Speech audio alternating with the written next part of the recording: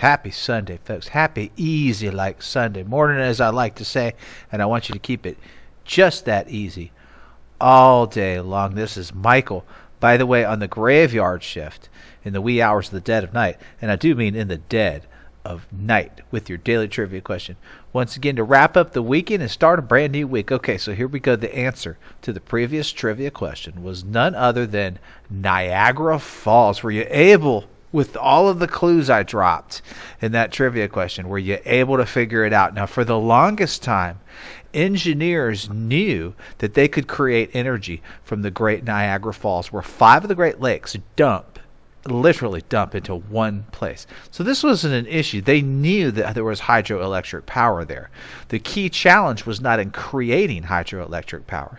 They knew how to do that. They knew what the challenge was harnessing and distributing it, all that water into hydroelectric power. Okay, so what would become the Niagara Falls Commission would go on to solicit all kinds of proposals for contract awards from so-called experts from all around the world. These ideas came, and they would only go on to reject all of them. And these were ideas I found in my research that include like ropes and pulleys. I mean, really generic type of stuff. So this was the culmination of a battle of sorts between what became known as direct and alternating currents, AC/DC basically. And this would lead to a relationship between the one and only George Westinghouse, who won the contract for Westinghouse, famous for like electrics and so forth, electrical work, and Nikola Tesla, who had long maintained the dream from childhood of converting the power of Niagara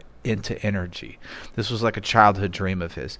This challenge, as it would advance through inventors' designs, planning phases, and eventually into construction, wound up weighing heavily on investors. They needed money to make it happen, basically. And this is where the rich people of the time came to be.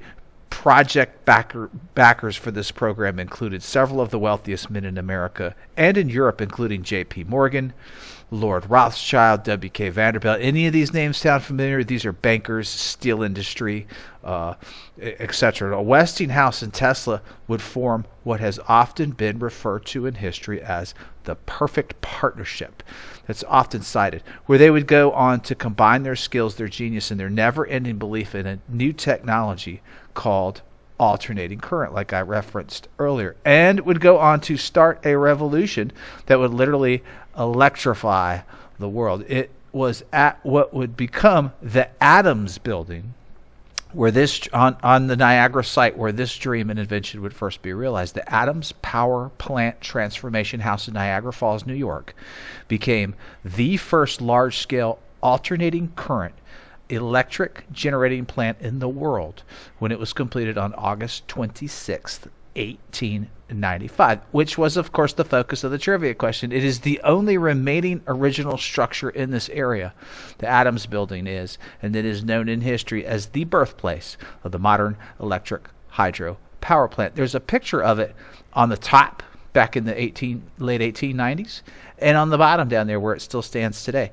And I don't know, I'm not so sure you can tour that building, but it's a marvel for people like in the engineering world and so forth to go by and visit it. That cool piece of history. It did not take long for the Adams Building plant to later be able to send electric power up to 400 miles away from Niagara all the way to New York City.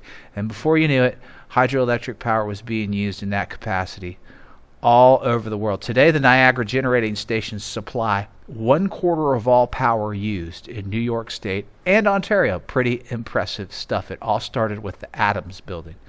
Nikola Tesla and George Westinghouse and their work inside of that building. The original Westinghouse generators at Niagara, this was pretty cool geek factoid, remained in operation in the transformer house until the plant closed in 1961.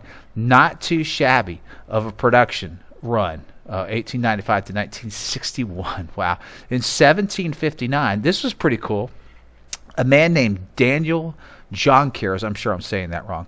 He was the first recorded person to ever harness any type of power in Niagara, and he did this by digging a ditch from the river to run to turn a water wheel, which would power his small sawmill. I thought that was really cool. I'd just like to be the guy who, came up with that idea. Basically kind of started it all. That's pretty cool.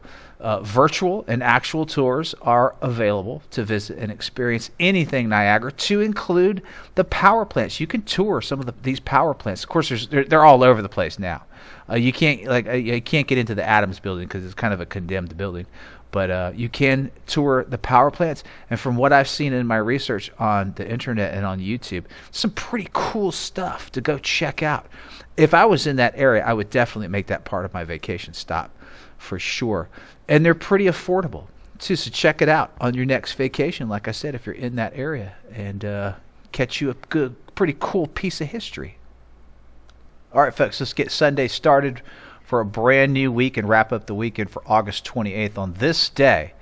Almost getting ready to wrap up August, too. Gracious. On this day, anyways, in 1965, with the idea to help pay for his college tuition with a $1,000 investment from a family friend, the very first of these shops opens up in Bridgeport, Connecticut, which would eventually be franchised and ultimately change the landscape of the quick service restaurant industry. Good luck, folks. Enjoy this day of rest. And thanks for all you do.